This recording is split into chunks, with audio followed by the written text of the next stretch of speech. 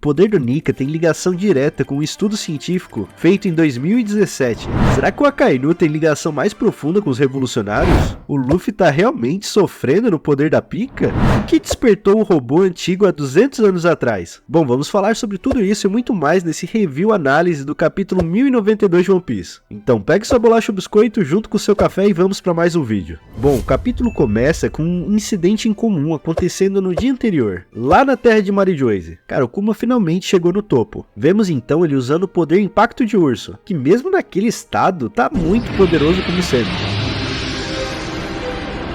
E então a Akainu chega pra acabar com essa historinha. Mas pra ser sincero, o jeito que a Akainu chegou foi muito diferente do que eu imaginaria. Parece que ele tá com um certo remorso, ou talvez um pouco de pena do Kuma. Porque geralmente a gente vê o Akainu lidando com as coisas mais com raiva e brutal, sabe? E aqui ele parece estar sempre com um conflito interno. Pô, mas falando em brutalidade, finalmente a Akainu ataca. Cara, como é sempre destrutivo os golpes dele. Beleza, eu sei que o Kuma não tá num estado 100%, mas ainda assim é o Kuma. E a Akainu fez um buraco na cara dele como se ele fosse manteiga, sem dificuldade nenhuma. E mais uma vez vemos o conflito interno do Akainu. Só que dessa vez ele se lembra da conversa passada que teve com a Bonnie. E durante isso o Kuma some. Lembrando que tudo isso aconteceu no dia anterior. E sabe lá onde pode estar o Kuma agora. Bom, voltamos ao presente Egghead. Vemos as Sea-Beasts sendo destruídas e todo o caos que tá rolando. E já começa com um quadro do Luffy no Snake Man. Cara, uma das minhas transformações favoritas do Luffy. E aqui ele tá lutando contra o Kizaru. Bom, Kizaru reconhece a força do Luffy. Mas sabe, né? Aquele jeitão dele meio despreocupado. Cara, isso me faz pensar. Será que tá fácil mesmo pro Kizaru? Ou é só o jeitão dele? Querendo ou não, contra o Ben Beckman ele também falou de um jeito mais despreocupado. Ou até mesmo contra o Shanks. Ele estava disposto até mesmo a encarar dois Yonkou, se não fosse o Akainu recusando. Ou seja, ele peita essas pessoas de igual. Então ele tem uma lábia, autoestima e é um pouco despreocupado em relação a essas pessoas. Só que na prática a gente ainda não viu isso acontecer. Por exemplo, no caso do Shanks a gente vê que Shanks se mostrou muito superior. Ou seja, pode ser até uma certa prepotência. Será que aqui contra o Luffy vai ser o mesmo? Bom, eu também não acho que essa confiança toda do Kizaru seja só prepotência, porque vemos que o Gear 4 não tá dando conta dele. Então se realmente ele é tão forte quanto ele acha que é, a gente vai ver um pouquinho disso no desenrolar dessa luta. Bom, em um piscar de olhos, Kizaru some e voa pra muito alto de Egghead. Então ele mira e atira um raio de luz. E dá pra ver que ele entra nesse raio e teleporta rapidamente pra atingir Luffy com um chute muito poderoso.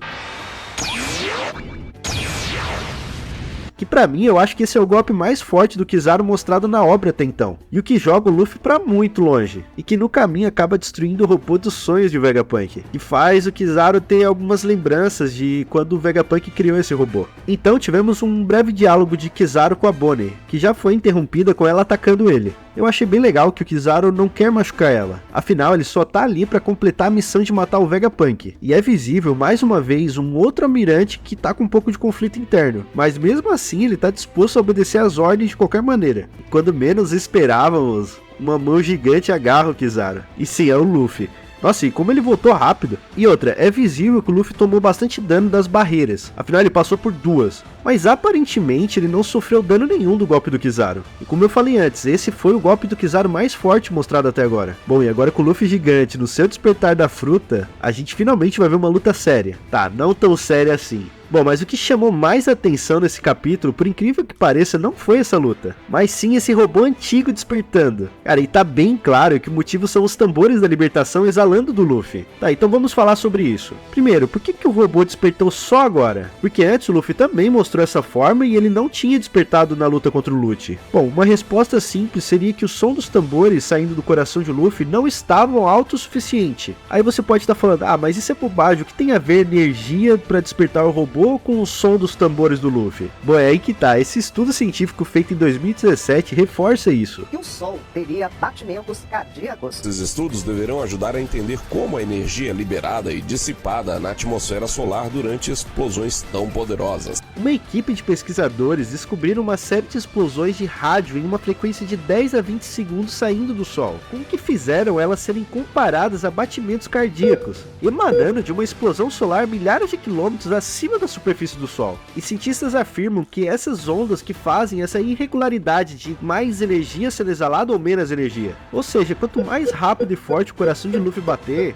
mais energia ele exala. Claro, isso é uma teoria e também uma curiosidade bem interessante. Tá, então claramente Luffy é a fonte de energia desse robô, e somente ele gigante que teve energia o suficiente para despertar o robô. Tá, mas e há 200 anos atrás, quem foi que despertou esse robô? Bom, tem várias teorias na internet, que só vamos saber realmente quando o Oda confirmar. Mas existem 3 teorias que tô vendo a galera falando bastante. Bom, a primeira é que a data bate com o acontecimento de 200 anos atrás, sobre o movimento do fim da discriminação dos homens-peixe. Tá, mas que fonte de energia eles usaram para despertar esse robô? Bom, essa teoria acredita que a energia veio do tesouro Tamatebako. Bom, vi muita gente falar que poderia ser uma arma ancestral. E em terceiro também o robô poderia estar guardando energia apenas para essa missão em específico, que não sabemos ainda qual é. Existem várias outras fontes de energia a serem exploradas, até mesmo o antigo usuário da fruta do Enel. Bom, o que podemos descartar completamente é a fruta de Luffy, porque o governo confirmou que faz mais de 800 anos que essa fruta não é despertada, a não ser que tenha acontecido sem que o governo saiba, o que também é uma possibilidade. Bom, que capítulo insano! Tivemos um aprofundamento melhor de 2 almirantes,